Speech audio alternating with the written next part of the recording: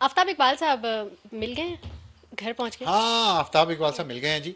और वो ये नहीं बताया उन्होंने कि कैसे मिले। अब इल्ज़ाम लगाए ना, यूए की थोड़ा सा क्विकली। यूए की हुकूमतों पे इल्ज़ाम लगाए वो, जैसे पाकिस्तान पे लगाते हैं।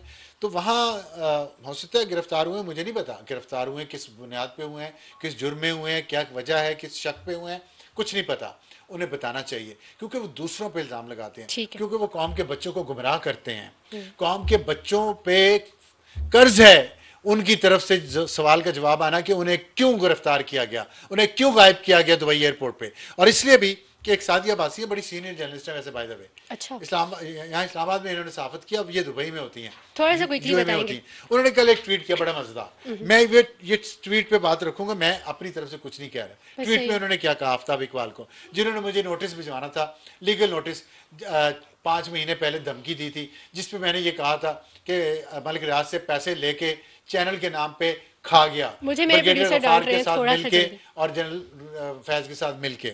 उन्होंने कहा आफ्ताब इकबाल साहब, सादिया बासी ने कहा, मैंने नहीं कहा। आफ्ताब इकबाल को और आदिल राजा समेत तमाम कॉपी पेस्ट यूट्यूबर्स को जवाब देना चाहिए कि आफ्ताब इकबाल अजमान की रियासत में अपने घर में आराम फरमा रहे हैं। और यह भी बताना चाहिए कि वो पैसों के जाती लेन देन के हवाले से यूएई में कितने मुकदमात में पकड़े जा चुके हैं। कैसी बड़ी खबर है। और मलिक रियाज से उनके लेन देन के क्या तनाज़ात हैं, बसूरत दीगर यूएई और पाकिस्तानी एजेंसियों पर इल्जाम तराशी में आफ्ताब इकबाल भी मुलव्विस समझे जाएंगे। ठीक है। ब्रेकिंग न्यूज ये है, हाँ। सादिया बासी ने कहा है, मैंने नहीं कहा। ब्रेकिंग न्यूज ये है कि जल्द मलिक रियाज दुबई में आफ्ताब इकबाल पर मुकदमा दर्ज करवाएंगे। उम्मीद है अगर आफ्ताब इकबाल साहब दोबारा पकड़े गए तो अगवा के इल्जाम नहीं दोहराए जाएंगे। और मलिक रियाज इसी के आफ्ताब साथ ही हम इकबाल पे क्लोज किस करेंगे। चीज का मुकदमा दर्ज करवाएंगे? चले, क्या? ये आने वाले कौन से? वो वो ब्रिगेडियर गफ्फार, पैसे, चैनल, सही है, ये कितने तो बड़ी अरब रुपए डिटेल्स गए आप थे? हमें पहले भी दे चुके हैं। कितने अरब रुपए गए थे? I don't know. और सही ये है। मैंने नहीं कहा, सादी बासी ने कहा। ठीक। आरिफ अलवी साहब का बयान भी आया है। आरिफ अलवी साहब की उन्होंने क्या भी बात यही करनी है। कहा है कि 1 महीने के अंदर इमरान खान रिहा देखिए हो आरिफ जाएंगे। अलवी साहब का मुझे नहीं समझ आई कि वो सदर पाकिस्तान तो बन गए हैं, ज़ाहिर है एक ओहदा है, मुंतखब हैं, इस वजह से उनका एहतराम भी करना पड़ता है, लेकिन इंतहाई वो फजूल, गैर जिम्मेदार और एक बेहिस और घटिया बात करते हैं। मैंने तो ये नोट किया है। आज मसलन उन्होंने आज या कल उन्होंने जो कहा है कि डी चौक को धो दिया गया 26 नवंबर के बाद, ये आरिफ अलवी सदर पाकिस्तान के तौर पे इस इमारत में बैठा रहा है ऐवान सदर में, जिसके सामने डी चौक है, इसे आज भी नहीं पता डी चौक कहाँ है। ये शख्स इतना कम अकल और नाफहम है अपने इस सारे मामलात से और इस शहर के इस एक सड़क से, इसे इतना नहीं पता डी चौक है कौन सा। कहते डी चौक को धो दिया।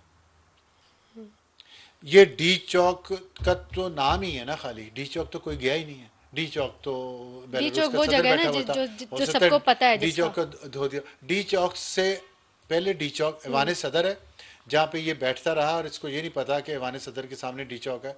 इतना इसका जोग्राफिया कमज़ोर है।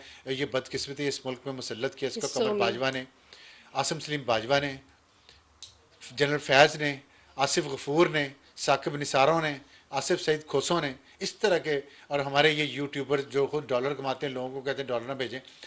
ये शख्स इस ऐवान सदर की बिल्डिंग में बैठा रहा, इस ये नहीं पता इसकी दफ्तर के सामने डी चौक है, जहाँ में बेलारूस का सदर भी था, हो सकता है उसको धो दिया, आई डोंट नो।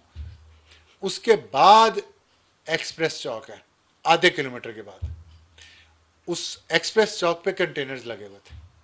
उसके फिर आधे किलोमीटर बाद चाइना चौक है, ये हमारे दफ्तर के जो पीछे है। यहां तक मुजाहिरीन आए, इससे थोड़ा आगे गए, लेकिन एक्सप्रेस चौक तक भी शायद नहीं पहुंच पाई, एक दो लोग इक्का दुक्का पहुंचे। यहां से ऑपरेशन यहां नहीं हुआ, यहां से उन्हें पीछे धकेला। ये चाइना चौक, तीसरा चौक डी चौक, याद रखे डी चौक, एक्सप्रेस एक्सप्रेस चौक। चौक, चाइना चौक। चाइना चौक के बाद आता है कुलसूम प्लाजा कुलसुम। चौक, जो यहां से 1 किलोमीटर दूर है।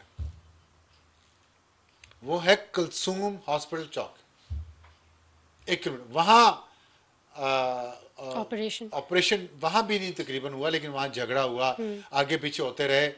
वहां से आगे आधा किलोमीटर आगे जाएं तो नादरा चौक आता है।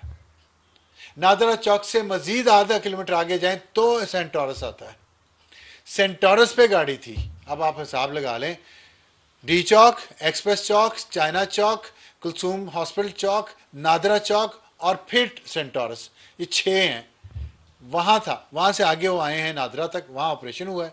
और नादरा के बाद कुलसूम हॉस्पिटल चौक पे आके वो गाड़ी खड़ी रही, वहाँ से फिर बुशरा बीबी और अलीमीन गंडापुर फरार हो गए, उमर अयूब भी साथ फरार हो गया। अब आप मुझे बताएं, आधे घंटे बाद तो वहाँ था तारड़ था, खुद वहाँ मीडिया के लोग अब कह रहे हैं कि हम वहाँ मौजूद थे। कब किसने धोया वो डी चौक?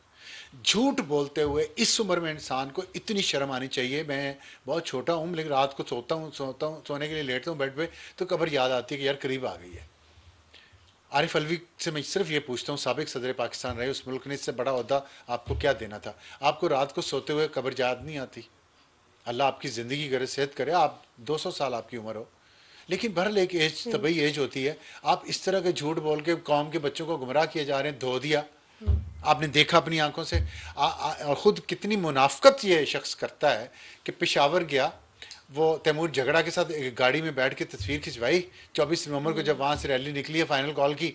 उसके बाद कहीं नजर आया आपको 3 दिन? ये कहीं नजर आया 3 दिन? इतना बड़े ड्रामाबाज ये शख्स है, सदर पाकिस्तान तक बन गया। तभी बंदे को शऊर आ जाता, तभी शर्म आ जाती कि यार अल्लाह ने मुझे इतने बड़े ओहदे से नवाजा, मैं अपने ज़र्फ तो ऊंचा नहीं कर सकता तो गिराऊं तो ना। सही है। मुझे कह रहे हैं हमारे पास टाइम थोड़ा टाइम में शॉर्ट है। आखिरी बात तो करूंगा। अच्छा, उमर अयूब वाली भी कर लें, उमर अयूब ने थोड़ा सा फिर जल्दी कहा, करें बुशरा बीबी के बारे उमर में भी। अयूब ने फिर कहा प्रिज्यूम्ड डेड बॉडीज, जी, फिर शर्म नहीं आई। और वो एक गन का वो बता रहा था नेटो के पास होती है। इसका दादा जो था वो इतनी अमेरिका का डिटेल्स गुलाम बताइए, बंदा बना, यकीन करने पे मजबूर हो जाए कि शायद उन्होंने वो गन भी देखी होगी अपनी अमेरिका का आंखों से। गुलाम बनाने वाला इसका दादा।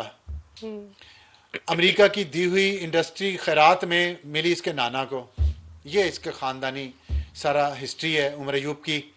बाप ने इसके पख्तून महाजर फसादात की इब्तदा करवाई कराची में, गौहर अयूब ने, जो खुद खालिस पख्तून भी नहीं था।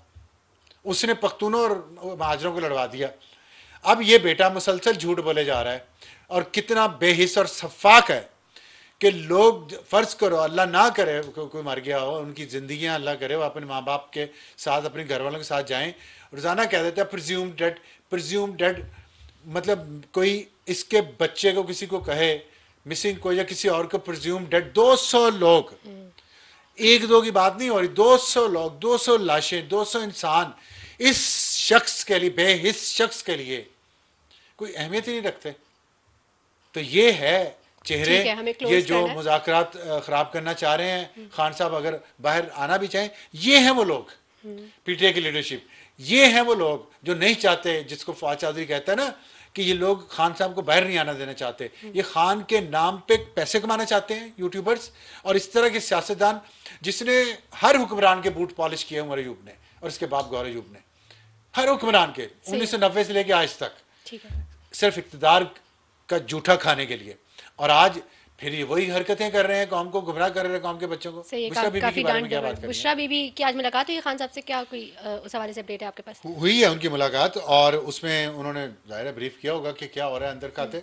असल बात तो आपको पता है खान साहब के साथ हो रही है डील। ये ऊपर की जो कमेटियाँ हैं ये तो कमेटी खेलते रहेंगे। असल बात खान साहब और इस्टेब्लिशमेंट के दरमियान हो रही है। बुशरा बीबी ऑन बोर्ड हैं, उनका क्या रोल होगा आने वाले दिनों में। अगर खान साहब को ट्रंप की इनविटेशन आ गई और वो कबूल हो गई और वो यहाँ से इनको जाने की इजाज़त मिल गई तो पीछे पार्टी कौन संभालेगा? अच्छा, कैसा?